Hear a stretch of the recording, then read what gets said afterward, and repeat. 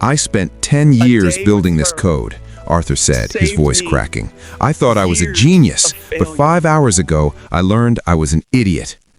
This is Claire, Arthur said, tears welling in his eyes. She cleans my floors, and in 4 hours, she fixed what I couldn't fix in 4 years. He looked directly into the camera lens. Claire, if you're watching this from the kitchen, please don't be mad, but the world needs to know who really built this. But to understand why a billionaire was destroying his own career on national television, you have to go back 72 hours. It started on a Tuesday. Please help our daughter get to 1,000 subscribers. Kindly hit subscribe immediately. God bless you. In a house that was too big and too cold. Arthur Coleman was pacing his living room, screaming into a headset. "What do you mean the focus groups hate it?" Arthur yelled, his voice echoing off the marble walls. "The math is perfect. It saves them 15% annually. Why are they so stupid?" He ripped the headset off and threw it onto the Italian leather couch. Arthur loved numbers, because numbers didn't have feelings. People were messy. He stormed upstairs to take a cold shower, trying to wash away the failure. Downstairs in the kitchen, the panic was different. It wasn't about stock prices, it was about survival. Helen, the housekeeper, was weeping into the wall phone. "Mom, I'm coming. Just hold on, please." She hung up, her hands shaking so hard she dropped her duster. Her daughter, Clare, caught her by the shoulders. Clare was 23, with a sharp mind and tired eyes. She wore a hoodie that said marketing class of 24, but she hadn't worked a marketing job a day in her life. "Go, Mom," she said firmly. "The Allison Hospital is 3 hours away. Grandma needs you."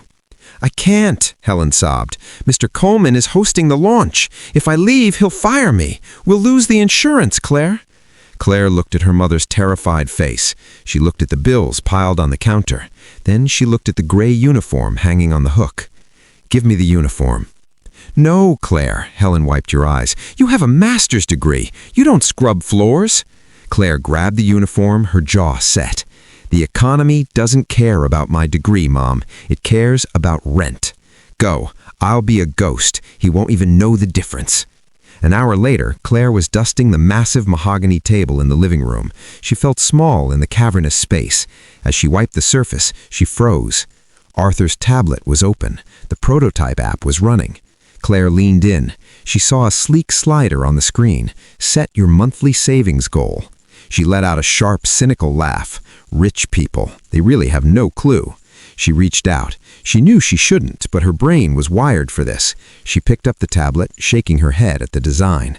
Suddenly, heavy footsteps boomed on the stairs. "Don't move." Claire froze. Arthur stood in the doorway, a towel around his neck, water dripping from his hair. He didn't look like a genius. He looked like a storm. "You're Helen's sub?" Arthur asked, his voice ice cold. "Yes, sir," Claire stammered, clutching the tablet. "I was just—" "You were touching my prototype." He walked toward her, looming over her. He expected her to apologize. He expected her to cower. Claire looked up at him. She thought of her grandmother in a hospital bed, terrified of the cost. The fear in her chest evaporated, replaced by a sudden hot anger. "I didn't break it," Claire said, her voice steady. "But it is broken." Arthur stopped. He blinked, confused. "Excuse me?" Claire turned the screen toward him. "You have a monthly savings slider. The people who need this app, they don't budget monthly. They budget daily." She took a step toward him. "They don't want to see a graph of next year. They want to know if they can afford milk tonight. Your algorithm is mathematically perfect, but your empathy is zero." Silence sucked the air out of the room. For a moment, the only sound was the ticking of a grandfather clock.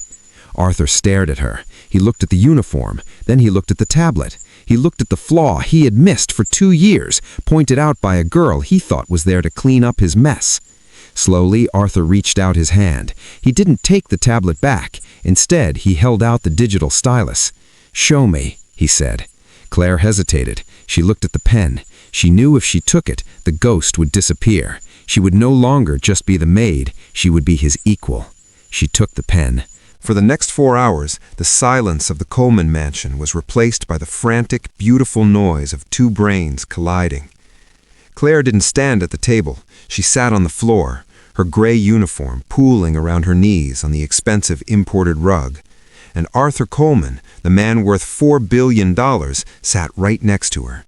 He had discarded the towel and pulled on a t-shirt, but he hadn't left the room.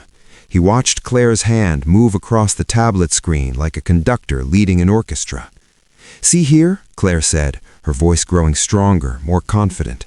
She tapped the screen with the stylus. "You have the emergency fund hidden in a sub-menu. If I have a flat tire on a Tuesday, I can't click 3 times. I need that button here, front and center. Panic doesn't navigate menus, Arthur." Arthur stared at the screen. It was so simple. It was so obvious. But he had missed it because he had never panicked about a flat tire in his life. If he had a flat tire, he just bought a new car. "You're right," he whispered. He took the tablet from her, his fingers brushing against hers. A spark, electric and undeniable, shot through them both. They froze. For a moment, the room felt very small. They weren't Billionaire and Maid. They were just a man and a woman, shoulder to shoulder, solving a puzzle. Arthur looked at her, really looked at her.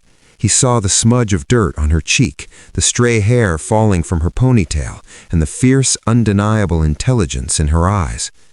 "You shouldn't be scrubbing floors, Claire," Arthur said softly. "You have a mind like a razor blade." Claire looked down at her hands, red and raw from the cleaning chemicals. She pulled away slightly, the spell breaking. "The economy doesn't care about my mind, Arthur," she said, her voice guarded. "It cares about rent. It cares about the hospital bills for my grandmother. You can't pay a surgeon with a high IQ." "I could hire you," Arthur said, the words tumbling out before he could stop them. "Right now. Quit the agency. Come work for me." Claire's heart hammered against her ribs. It was the dream. It was the exit door from the poverty that had been drowning her family for years. But then she remembered the lie. She wasn't just Claire, the marketing grad. She was Helen's daughter, pretending to be Helen, breaking every rule in the employee handbook. If he found out she was an imposter, he wouldn't hire her. He'd fire her mother. I can't," she whispered. Before Arthur could ask why, the heavy oak doors of the living room burst open. "Mr. Coleman, we are on a tight schedule." The bubble popped.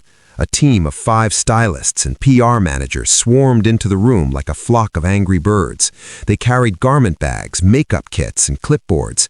They brought the noise of the outside world with them. One of the stylists, a woman with sharp glasses, stopped when she saw them on the floor. She looked at Arthur, then she looked down at Claire with a sneer of pure disgust. "Excuse me, honey," she said, snapping her fingers at Claire. "You're in the shot. Move the mop bucket. Mr. Coleman needs to be a billionaire now." Claire scrambled up. The shame hit her like a physical blow. In seconds, she shrank. Her shoulders hunched. She grabbed the cleaning supplies. She wasn't the brilliant architect of the new app anymore. She was just the help. "Wait," Arthur said, standing up. "She was helping me." "We have the car waiting downstairs, sir," the PR manager barked, ignoring Claire completely. "The gala starts in 40 minutes. The world is waiting." Claire backed away toward the servants' entrance. She caught Arthur's eye one last time. He looked desperate, trying to hold on to the connection they had made, but the machine of his life was already swallowing him whole. "I have to finish the laundry," Claire whispered, and then she was gone. 1 hour later, Arthur sat in the back of a black limousine, gliding through the rain-slicked streets of the city. He looked perfect. His tuxedo was sharp, his hair was styled, and his face was shaven. But inside, he felt hollow. He held the tablet in his lap, the version Claire had fixed. It was brilliant. It was going to save the company.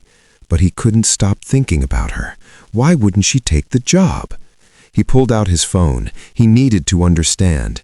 He opened the secure employee database for his household staff. He searched for Miller. 2 files popped up. Helen Miller, housekeeper, employed 2018. And below it, a temporary file flagged for security clearance today. Claire Vera Miller, substitute. Arthur stared at the middle name, Vera. It rang a bell in the deep, dusty archives of his memory. He opened a different folder on his phone, a private, encrypted folder labeled Original Investors.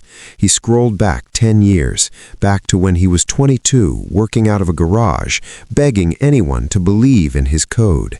He found a scanned image of a check. It was for $500. It was the very first check anyone had ever written to him. It was money from a woman's pension fund. She had told him, "I believe in you, kid. Make it count." The signature on the check was shaky but clear. Vera Miller. Arthur felt the blood drain from his face. He quickly cross-referenced the address. The address on the old check matched the address in Helen's employee file. The realization hit him like a car crash. Claire's grandmother, the woman in the hospital right now, the reason Clare was scrubbing his floors to pay the bills, was the only reason Arthur had a career at all. Vera Miller had given her her savings when he was nobody. And how had he repaid her? By building an empire while her family slid into poverty? By letting her daughter scrub his toilets? By letting her granddaughter, a genius who just saved his company, believe she wasn't good enough to be in the same room as him? He wasn't a self-made man. He was a man made by the sacrifice of the women cleaning his house. The limo stopped. The driver tapped on the glass. "We're here, sir. The grand ballroom." Arthur looked out the window at the red carpet. The cameras were flashing. The world was waiting for the genius billionaire to speak. He looked down at the tablet, at the design Clare had drawn. He realized he was about to go on stage and take credit for the work of the woman whose family he had unknowingly exploited for a decade. He was about to become the biggest fraud in history.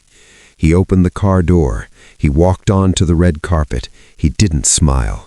He walked past the reporters, past the handshake of the board members, and straight up the stairs to the stage.